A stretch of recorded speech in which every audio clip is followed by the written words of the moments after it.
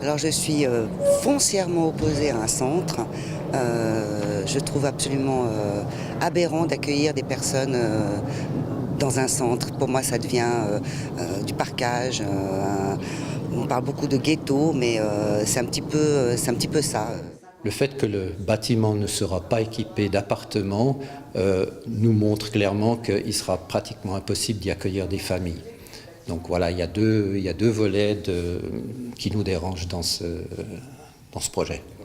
Mais comment vous imaginez mettre des enfants, une famille avec des enfants ou des adolescents sur un même étage, sur un même palier, alors qu'il y a en même temps des personnes seules qui vivent dans cet étage collectif? Imaginez le soir pour prendre la douche ou l'intimité familiale. Elle est réduite à quoi?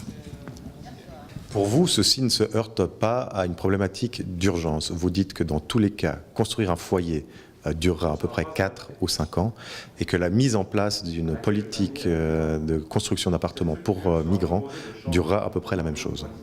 Oui, quand on voit ce qui se construit à Nyon en ce moment, si on réserve dans les nouveaux quartiers une certaine proportion d'appartements pour cet usage, on arrive à une échéance de 3-4 ans. Maintenant, le délai que vous citez, 5 ans pour la construction du centre, c'est un délai optimum. Ça peut aller plus long. Donc on est un peu dans la même fourchette de temps. On a beaucoup de constructions à Nyon, on a beaucoup de choses qui se mettent en route, on a des plans de quartier, il y a absolument moyen d'intégrer de trouver des appartements pour ces requérants, alors que la construction d'un bâtiment de cette sorte, de toute façon, prendra au bas mot 5 ans, si tout va bien, et en 5 ans, il y a énormément de choses qui peuvent se faire.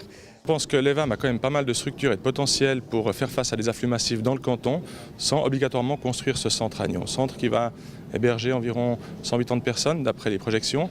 À savoir que Nyon doit héberger environ 180 personnes, ce qui veut dire que toute autre possibilité d'hébergement en appartement serait carrément rendue néante à Nyon, étant donné qu'on remplit nos obligations au niveau cantonal, on ne va pas aller chercher plus loin. Si la population refuse la création de ce foyer au centre-ville, qu'est-ce qu'on fait politiquement le 25 septembre au matin ? Alors, politiquement, on doit se bouger. On doit se bouger. 2 pistes qui ont été données au conseil communal, c'est les 2 postulats. On voit qu'on a des projets qui arrivent sur la commune de Nyon de quartier, de plans de quartier, peut-être même des parcelles qui seront certainement dévouées à des coopératives avec lesquelles on va signer des conventions.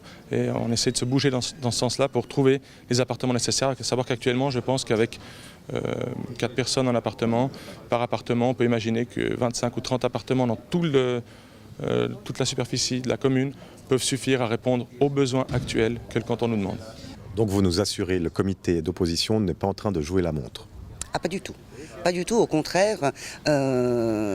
Moi, je regrette que depuis 3 ans, on n'ait pas été pris au sérieux avec nos postulats et qu'il n'y ait pas une vraie réflexion dans cette direction. Et je trouve que c'est plutôt nos autorités qui ont joué la montre.